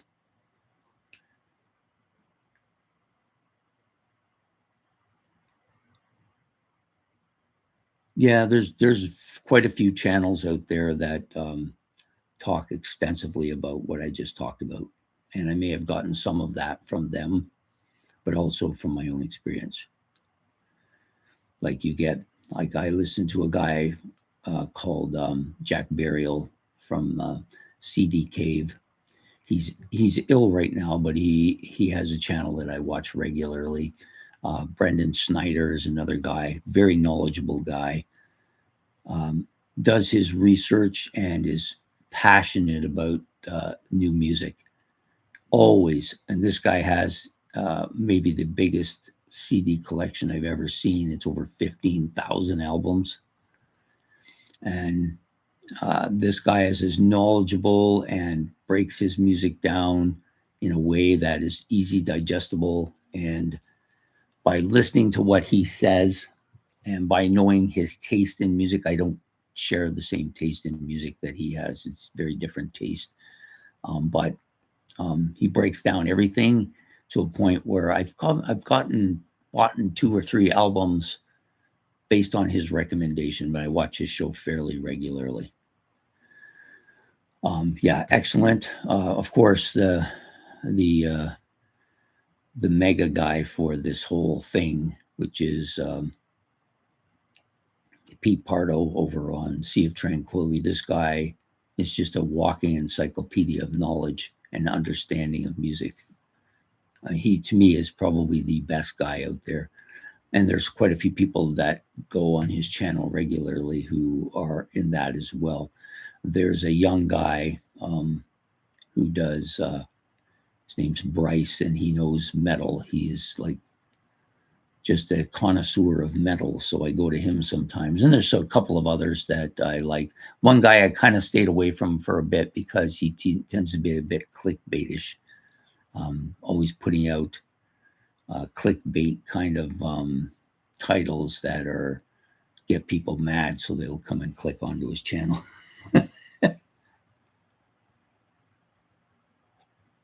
Yeah, CD Cave is a good one, Stephen. He's good. I hope he gets better soon. We met. He hasn't put out any videos for a while. He's been ill, but he seems to be. His wife has come on and said that he's out of intensive care and doing well now. So, or getting better, anyways. Sammy Hagar, D. Snyder's House of Hair. I don't know if I know any of those things. I'm not a Sammy Hagar fan, nor am I much of a D. Snyder fan. I don't really. They're not two people I associate with much, but a lot of these people do their own shows as well, podcasts and stuff. Yeah, it is. He and really good channel to research. There's a show that he puts on I think it's on Fridays. It's called The Professor's Picks with Ken Goldham. Really excellent show. Basically, it's an opportunity for Ken to talk about the new stuff that he's got in stock. So it's a sales thing for him, but also he's extremely knowledgeable. The both of them are extremely knowledgeable about the sounds of music. I've bought albums from Ken before. I've also listened to Ken's recommendations because I think he has a couple of his. Not all of the stuff he listens to I like, but there's a couple of areas of music that he listens to that are right in my wheelhouse, and he tends to like them for the same reasons. So if he talks about something in that wheelhouse that is something that I know I like as well, I will often buy stuff based on what he says.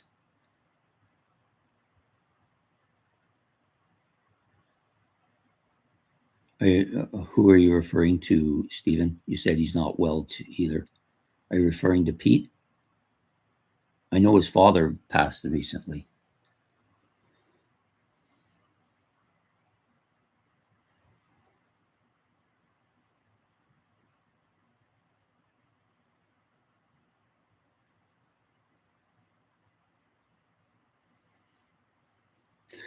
Yeah, when I watch the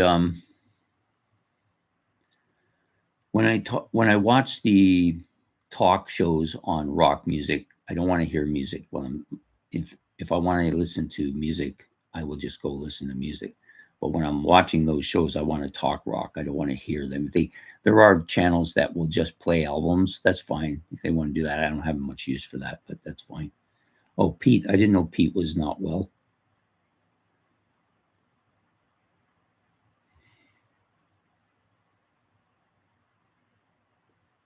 Yes, exactly. That's the reason I watch it. Like you'll sometimes get people that'll I'll get people sometimes that come on my channel and say, "Why don't you just play the music?" Well, what good would that do? Like you could just play the music yourself, right? You know, like you don't need me to play the music. You can just play your own music, right? I prefer to play the music when I'm off. Like if I'm listening or doing stuff, I'll have music on.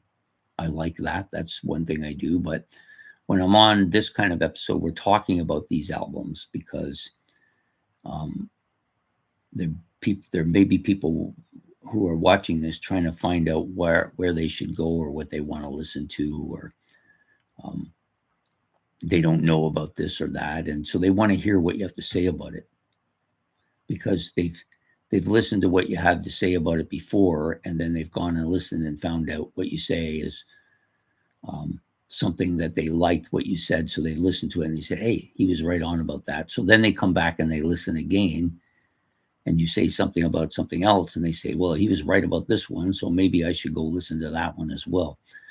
There's a fair bit of people out there too that are just closed, very closed about anything new. They'll say a couple things. They'll say, "Oh, it's not as good as it used to be," or it's not that great anymore. I don't want to hear any of that stuff anymore, or they're just carbon copies, or they're just copycats, or something like that. Any excuse not to go and listen to the stuff.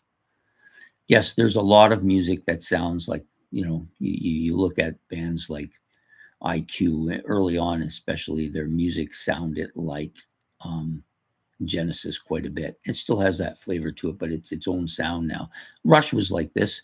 Rush's first album has a lot of that Zeppelin sound to it, but this is how bands often start out by mimicking bands they love, and then they kind of develop themselves.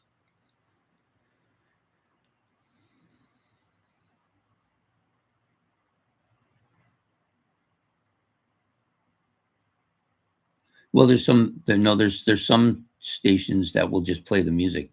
Some channels that just play the music. They don't talk at all. They'll just say, they'll put up, say, Led Zeppelin 2, and then they'll just play Led Zeppelin 2's album. That's fine. I don't have a problem with that. That's good, if that's what you want to do. But I can go over to my stereo and put Led Zeppelin 2 on. So, that's just my thing, right?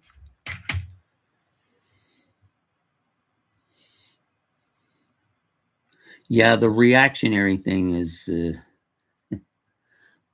me, those are clickbait shows. They're just looking for clicks.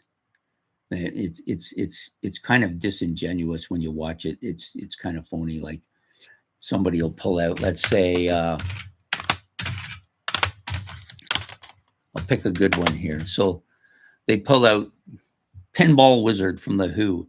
This is my first time ever hearing Pinball Wizard. Really? Where have you been?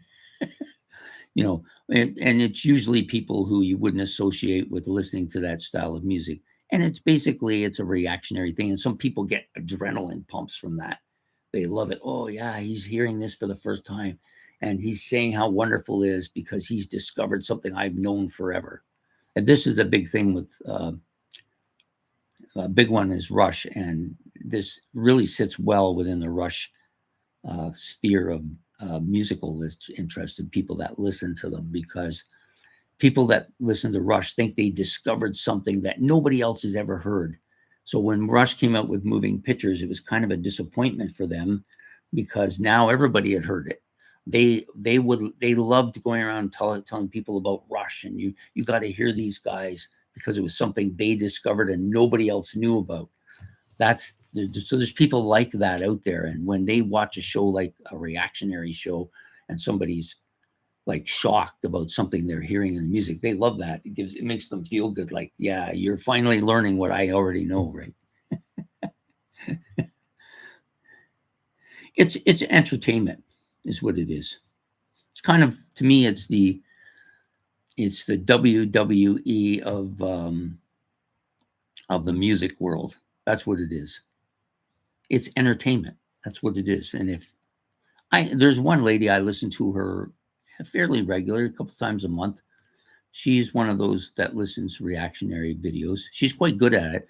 And it isn't that she's reacting in a kind of, she's very dramatic in her acting. And, but she's also very good at breaking it down, which I like. I like listening to her break down the guy's vocal parts. She's a vocalist. Like she's a vocal opera singer.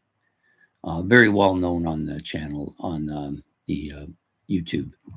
I can't think of her name right now, but I listen to her sometimes. There's a guy that breaks down music, like the guitar, and he'll break down the sounds and what is real and what has been, changed. I listen to him sometimes too. But I fully aware that it's to me, it's a form of entertainment. That's what that is. And that's why these channels do so well. Like she gets hundreds of thousands of views. And she gets them because people like that. That entertains them. They enjoy it. And, more power to them.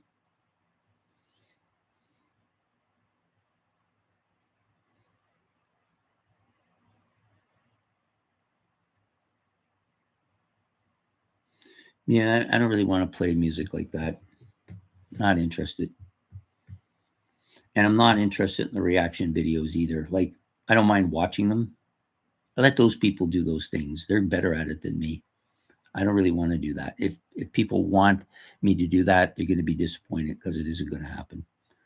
I'm just doing this because I get a kind of I kind of like talking about albums. I do. I kind of like learning about stuff. I may never get to the level that any of these other guys get to, and that's fine with me. I'm not doing this for that anyway. So I'm doing this because I enjoy doing it. It's the thing I like to do. Some people prefer to do like they'll have like group sessions where they're all talking about a particular album, and there's something to be said for that. I enjoy that to a certain aspect too. Some of the shows I used to watch, I don't watch anymore because the thing they started out doing is kind of morphed. It's kind of morphed away from that what it originally was, and I don't enjoy it as much, so I don't watch it as much. And I guess that's probably the same for my channel too. People don't want to hear this anymore or hear that anymore, so they just go and find something else to do, right? Yeah, the reaction to the Murph wouldn't go very well, I don't think. Yeah, there are some reactionary people that I think are quite funny. And then there's one or two that there's a drum guy, a guy who does drum reaction to different drummers. But there's a funny part where I'm listening to Neil Peart. He's a drummer, right? He's a drummer teacher, and he's been teaching drums for 30 years. And then he'll do a video on, I'm reacting to Neil Peart's drumming. This is the first time I've ever heard him. Really? Are you serious? You're a drum expert, but you've never heard of Neil Peart, right? Sure. Yeah, that's kind of funny. And then he'll give like, oh my God, how did he do that? You know how he did it. Come on. I'm a drummer. I'm not a good drummer, but I'm a drummer. And I listen to this stuff Neil Peart does, and I know how he did it, but I can't do it because I'm not good enough. It's as simple as that. It's not anything complex. I mean, I'm laughing now because people are saying, oh, there's no way on earth this new drummer for Rush is ever going to learn how to play that fill that he does on Tom Sawyer. Of course, she's going to be able to do it. She's a drummer, and she's a good drummer. She'll be able to do that. She might have some difficulties with the technical beats of some of the songs. Might take her a while to pick that up because that takes a while to kind of get that part down. But the fills, she's going to get those immediately because she can technically do them, or they wouldn't hire her in the first place. That's why I laugh when people say stuff like that.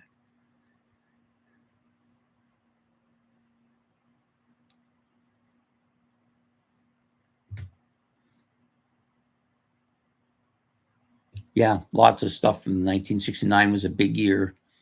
Um,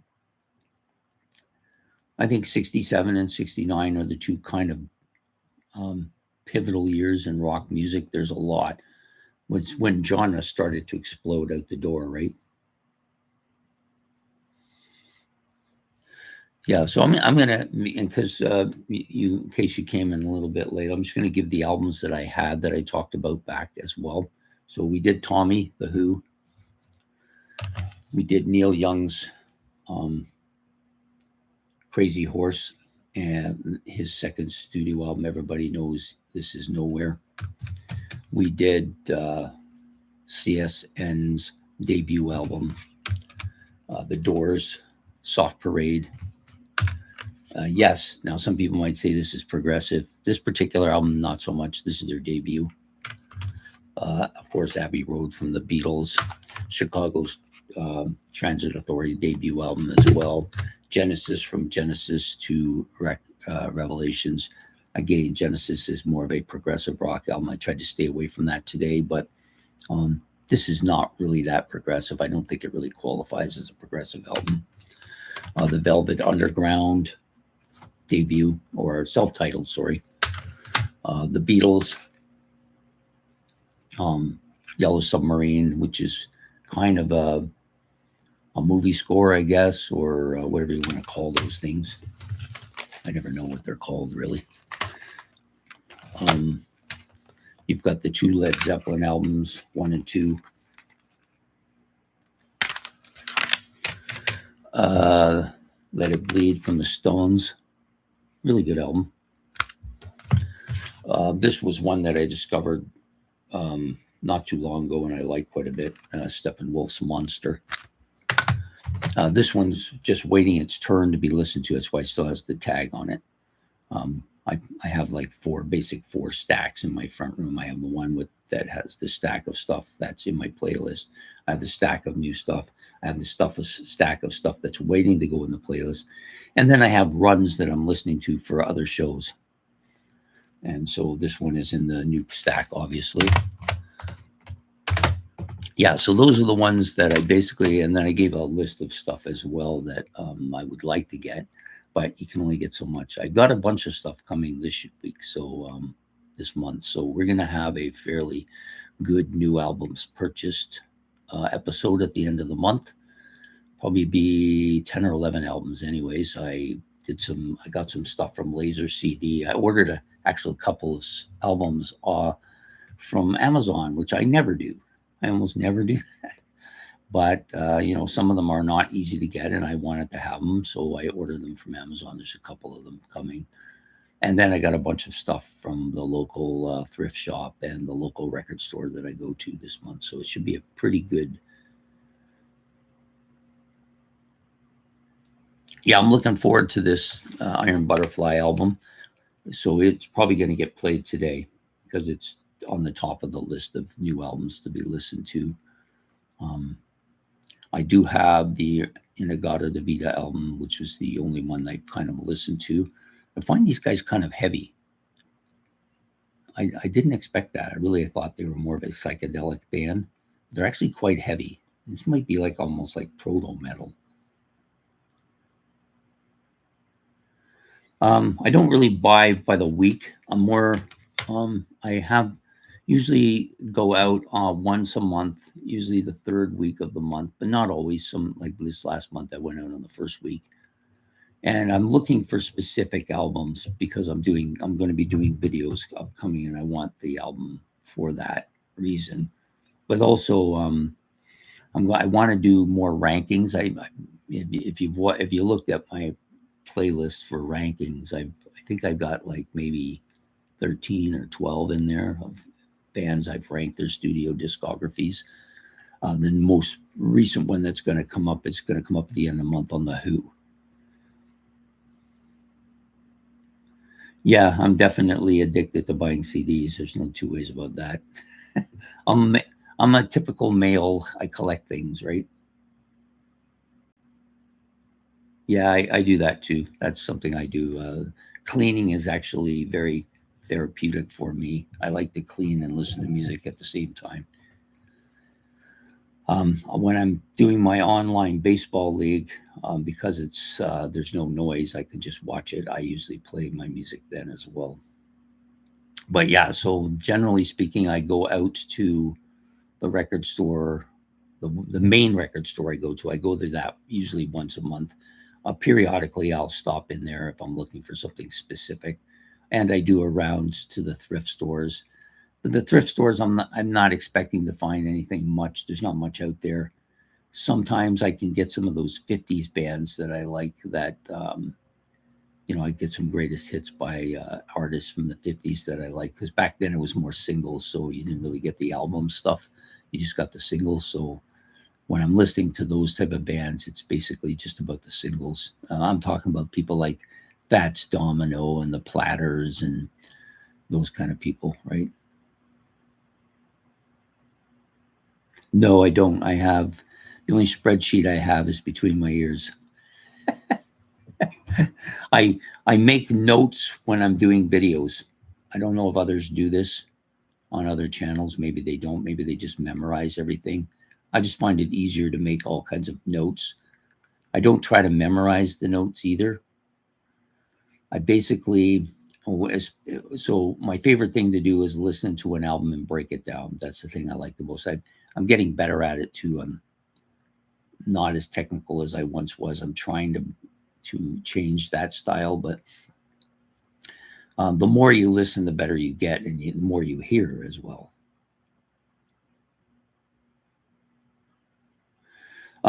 Yeah, normally when I go to the record store, so now I know what you're getting at. I usually take notes with me of what I need from particular bands. Like, so I've got a list of about 6 bands right now that I want their stuff. So I keep them with me when I'm there. There may be a few other albums or a few other bands I know are going to be there. So I'll make a list of the ones I have from them so I don't double up. Actually, I make a list of the ones I want. That's probably a better way to put it. That way I don't double up, because I did double up a few times. I got a couple of Police albums that I didn't know I had, and this happened with a Porcupine Tree album. When I sometimes use my phone too. I'll go there and I'll say, "Do I have this album or not?" And I'll look it up on my phone to see what the where it is in the discography and if I have it or not. If I'm not sure, I generally will leave it. Sometimes I've made the mistake and bought it twice though.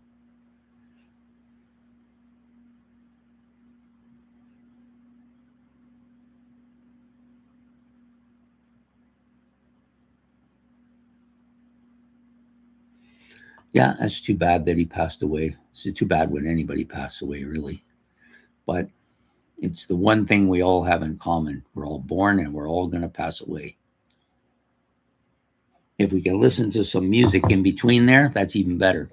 And even better than that is when we can watch baseball and eat at the same time. And eventually, when my budget comes in, I'm going to afford to buy a new razor and fix my face. So those are the back to the topic, which we seem to never stay on, but that's fine. That's this show is about just talking. That is just the venue in which we do.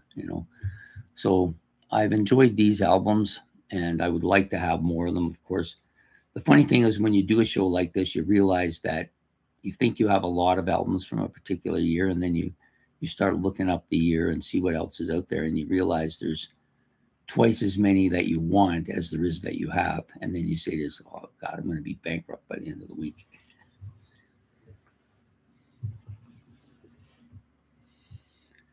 Yeah, I've done that, Stephen. Don't feel bad about it. It happens to us all. I've always had this idea that I'm going to put every album that I want by every band that I want on a spreadsheet, like you said. And I'm going to take that and I'm going to make sure I don't do that again. But you think about the amount of time that would be involved in that. And I don't know. You tell me. Do you really want to make time for it? And I sometimes want to, and then I think, it's so involved. There's so many bands now, just go mental. So generally when I'm speaking, if I go and I see an album, um, and if it's $1, it's no big deal. I'll just buy it, right?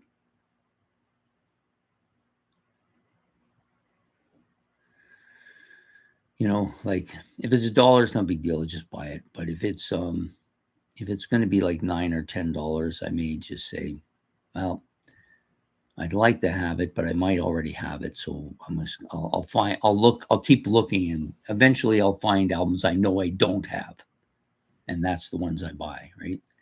And then if you're like me, Stephen, you know that you've seen that album and it's in your brain, and you go home and you see that you don't have it, and you say, shit. And somewhere along the line, you go back in there. If you see it again, you grab it, right? If it's not there, I've done this before.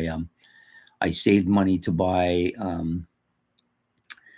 the Peanut Butter Conspiracy box set that they had at the record store, and I was all excited, and I had the money ready, and I went there, and I was going to get some other stuff too, but I went there and they didn't have it. Somebody bought it. I was so pissed off. I was thinking I should have bought it before when I had a chance. And then I went there a few weeks later after I'd spent the money, of course, on some other thing, and they had it again because they went and got another one.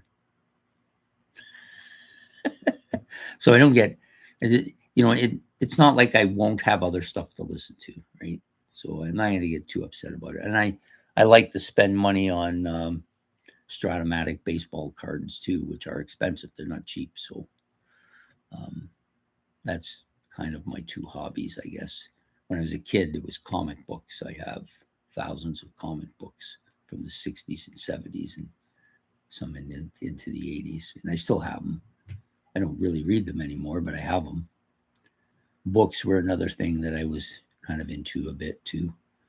Hot Wheels, Matchbox cars, Formula One cars, and I got lots of that in my cupboard too. So I'm a bit of a hoarder. It's not a surprise.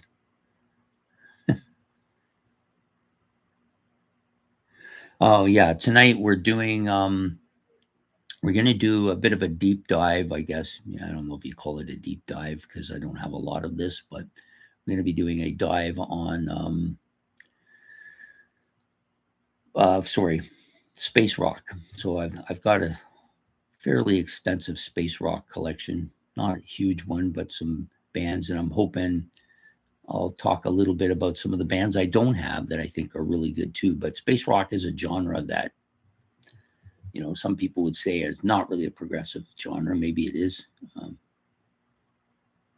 So I'll be doing that. That's what we're going to be doing, and it's called the Space Rock Extravaganza. So I'm hoping to learn about some bands that maybe right off my radar and I didn't know about them.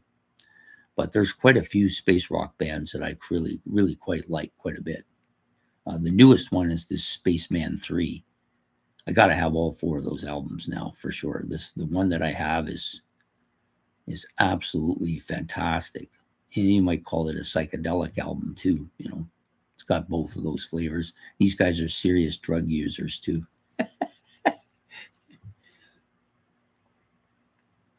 Yeah, you got to laugh at yourself, man, because if you take yourself too seriously, it's really painful. No decades in particular, just in general. There'll be Eloy will be involved, probably Hawkwind, Spaceman 3, Osric Tentacles, maybe some Christ, I can never remember. I always have a problem remembering this band's name. I don't know why. Where are they here? I see them and now I can't find them. Oh, Tangerine Dream. That was the other one. I never remember their name. I always have to struggle with that one for some reason. So some of those albums, I'm sure there's other stuff that I have here too that fall within that category. And there may be some stuff that I don't know about that other people may want to bring up. That's what I'm hoping. Now that I quite like space rock, even though it's kind of melodic. A lot of people that's but this is the truth about things, right? So the thing that people often cite as a band's or the thing that they like most about something is often the thing that some people hate the most about those things. We can think of certain politicians that fall into that category, right? But yeah, so it's the truth. That's a truth that sometimes your greatest asset is also your biggest liability, right?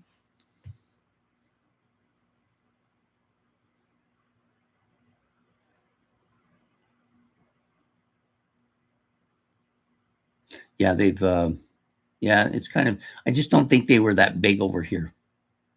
I don't think they made it big on this side of the pond.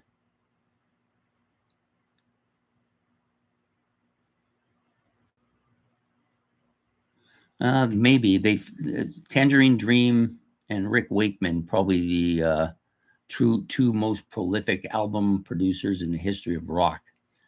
There are at least 100 studio albums by Tangerine Dream, and probably that much by Rick Wakeman too. Neil Young's got maybe 47 or 50, which is about half of what they got. There's some bands in the 40s to 50. Hawkwind's got probably in the high 30s. Eloy, I think, has 18 to 20 studio albums. Yeah. No, I won't be doing any um,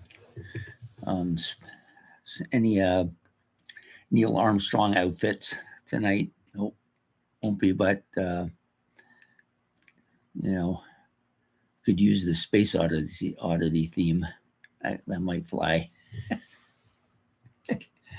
Yeah, so space rock lists, maybe. I'm thinking about doing a list of my top 25 favorite space rock songs from all time. That's occurred to me that could make a decent list, right?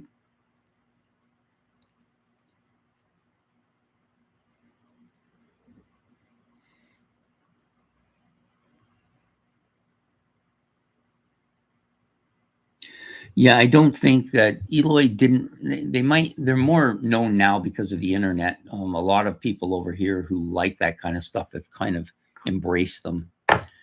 Um, but when they first came out, they're a German band, obviously, and they came out in Germany and were big in Germany and fairly big in other parts of Europe. But they never really crossed the ocean. There's a lot of bands like that that really never made it big over here. They're known, but they just never made it big. And then well, Gentle Giant. There's a band. It's a quintessential band that never was very well known when they were around and doing stuff and didn't make a big jump across the pond or anything like that, but are now considered one of the greatest of all progressive rock bands because of the internet, right?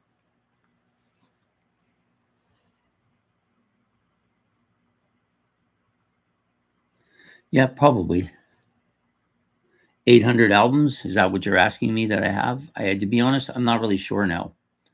When I got around 600, 700, I stopped counting because the problem when you start counting is that you start thinking about all the money you spend.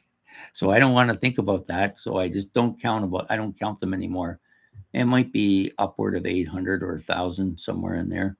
I mean, I could do a quick survey, but I don't really want to anymore. So, I mean, I'm not in the same league as some of these guys. Pete Pardo's probably got 11,000.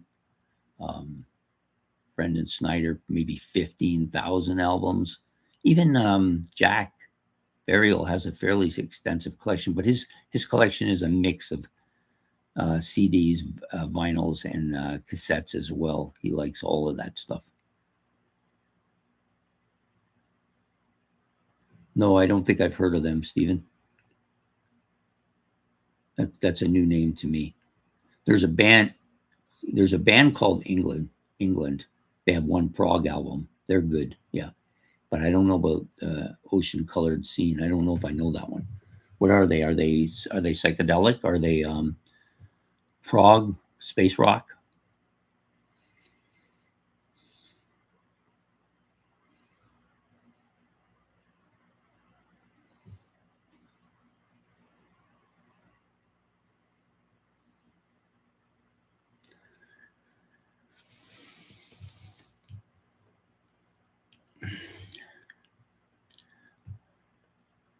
I would say my favorite space rock band That's tough. I would say it's probably, I would probably say it's Eloy. I haven't not encountered an Eloy album that I don't like. The one Dawn, I didn't, Dawn and Ocean, when I first started playing those two albums, I didn't really, oh, not Ocean, Planets, sorry. Planets and Dawn, they came fairly early to me, along with Colors, and there was one other one. I had three or four of them fairly early on, and I took very well to Colors, but the other two I didn't deal as well with it, but I quite like them a lot more now than I did then. No 90s? No, I don't know them, Stephen. Sorry.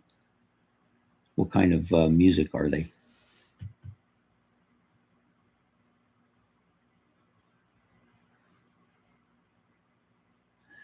Yeah, I wouldn't. The other thing I take some heat for, this is something that probably should consider changing my viewpoint on, which is if you've noticed, oh, they're a space rock band.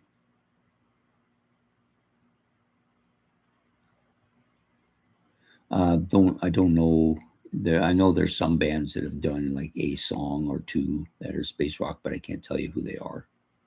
But okay, that's a space rock band, Ocean Colored Scene. I'll have to go check them out. The one that I've really come across in recent months that I really quite like a lot is Spaceman 3. Now they're very psychedelic as well, so they're kind of a mix. There's a fine line between psychedelic music and space rock, same as there's a fine line between space rock and prog rock. You know, all these things are interconnected, but there's a line where you cross and you're more of one than the other. Some bands are pure on certain sound, others have elements in their music. Spaceman 3 definitely has a psychedelic flavor to their music as well. But I like both of those genres, probably for the same reason, you know. And, you know, you would think based on those two genres that I would be like high as a kite every day. Yet I don't do any drugs or drink at all. So,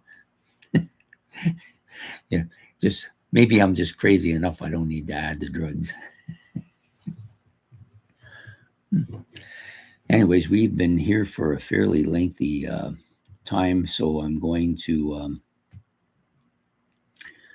have to pack it in now because I have a bunch of, well, I have to redo a video because, and actually, I think it was Steven that pointed this out. One of the videos I did was corrupt, and it was corrupt originally, and I erased it and then redid the whole video and then put it up. And I thought it was clear because I checked it, but it came out corrupt again. So, and I didn't realize it was corrupt until he pointed it out. So I removed it and it needs to be redone. So I'm going to redo that today.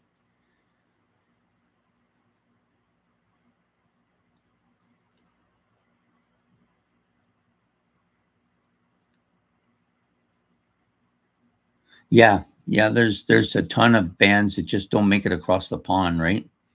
I'm a huge fan. I got sidetracked here, but I am a huge fan of progressive rock from Britain.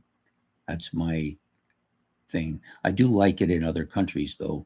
I've moved on to the Scandinavian peninsula and Germany and a few other places. I haven't really made the jump to Italy yet, but or Spain, but I kind of I kind of see myself maybe going that way a little bit too. And also, I don't really think of the progressive rock bands in the United States as progressive rock bands, although, you know, clearly they have progressive elements. They have a bit of a jam mentality to their music, which doesn't sit with me very well. And that's perhaps the reason why I don't make the jump here. But people get on my case about Kansas all the time because I don't listen to them. It's because Kansas, yes, I'll give them the prog element.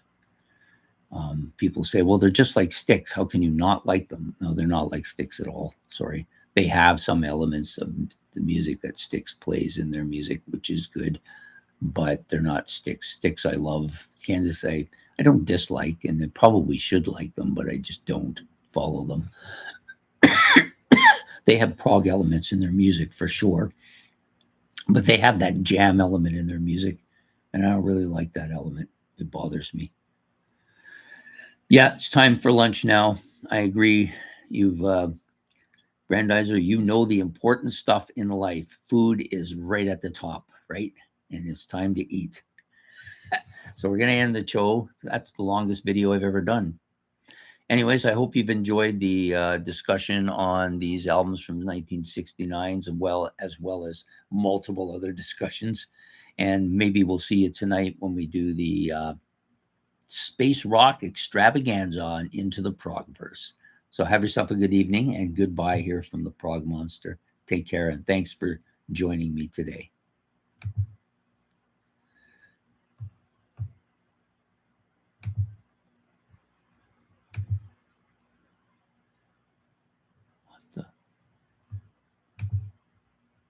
Oh, I'm pressing edit. Pressing can't read apparently.